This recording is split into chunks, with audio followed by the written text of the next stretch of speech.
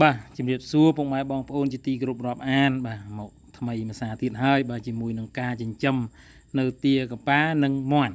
ដែលស្ថិតនៅក្នុងភូមិរំលេចឃុំរំលេចស្រុកបាកានដែលមានការអនុញ្ញាតមកឯកភាពឲ្យខ្ញុំបាទចូលផ្ដិតយកនៅសកម្មភាពដែលគាត់ចិញ្ចឹមមាន់ចិញ្ចឹមទាកប៉ាបាទឃើញទេពុកម៉ែបងប្អូនច្រើនមែនទែន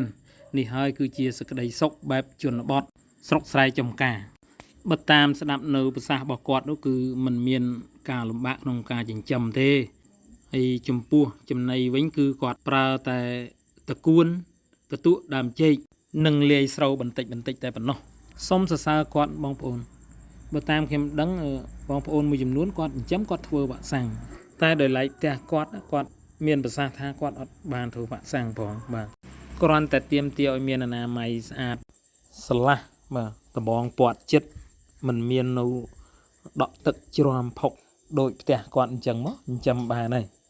បាទមើលជាក់ស្ដែងផ្ទះគាត់នឹងស្ងួតបាទភ្លៀងមកក៏អត់ជ្រាំដែរអញ្ចឹងទៅធ្វើឲ្យសុខភាពមាន់ទារបស់គាត់រឹងមាំល្អបាទបើតាមពិនិត្យមើលទៅបច្ចេកទេសនៃការចិញ្ចឹមរបស់គាត់គឺកប៉ាដាក់ដោយឡែកមាន់ដាក់ដោយឡែកនិងចំណីឲ្យស៊ីផ្សេងគ្នាហើយគាត់ឧស្សាហ៍បោះលិមុខនឹងចេញណាមិនទុកផ្អាប់នៅយូរថ្ងៃបានទេព្រោះគាត់ខ្លាចមានបញ្ហាផ្លូវដង្ហើមរបស់ទាកប៉ានិងមាន់របស់គាត់បាទអញ្ចឹងវីដេអូនេះគ្រាន់តែជាការចែករំលែកនៅបទពិសោធន៍សម្រាប់បងប្អូនដែលចង់ចិញ្ចឹមគួរអនុវត្តតាមគាត់ទៅនឹងបានផលដូចគាត់អញ្ចឹងឃើញទេបាទច្រើនរបស់គាត់ចិញ្ចឹមបានកាក់កបរបស់គាត់មែនទែនបាទនេះជាសេចក្តីសុខមួយបែបស្រុកស្រែណាលោកអ្នកបាទមួយសប្តាហ៍អាចមួយអញ្ចឹងទៅ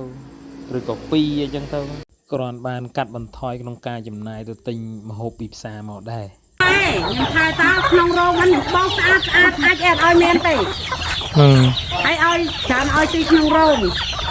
មួយឆ្នាំអីចូលជំងឺប្រហែលដងដែរមីងជំងឺវាដូចអត់ចូលមានហ្នឹងវាអត់ខ្ញុំអត់មានឆ្កែមានអីចឹងវាអត់មានមកនេះដែរហ្នឹងវាអត់មានអីពំចូលហើយលបងវាចិត្តវាអត់ចេះចេញទៅវាលទេបាទវានៅតែក្នុងរោងតាអត់មានលបងទេអត់មានធ្វើវ៉ាក់សាំងអីវានេះអត់មានធ្វើអីទេតាមដំណើរគ្រាន់តែថាញាស់មកព្រាមចឹងបានខ្ញុំទុក3ថ្ងៃបានខ្ញុំឲ្យចំណៃស៊ីដោយសារអីខ្ញុំដាក់ទឹកឲ្យផឹកមួយអាស្អីគេអាមកឲ្យប៉ារ៉ាបាទតែប៉ុណ្ណឹងតាហ្នឹងហើយមើលបងប្អូនណាខ្វះម្ហូបណាតាក់ទងតាមเพจរបស់ខ្ញុំចង់បានប្រមាណក៏បានដែរបាទមិនខ្វះទេនេះសិតមន់ស្រែសុទ្ធហើយគាត់ចំណៃឲ្យស៊ីតាតកួនហើយនឹងកតុដើមចេកបុក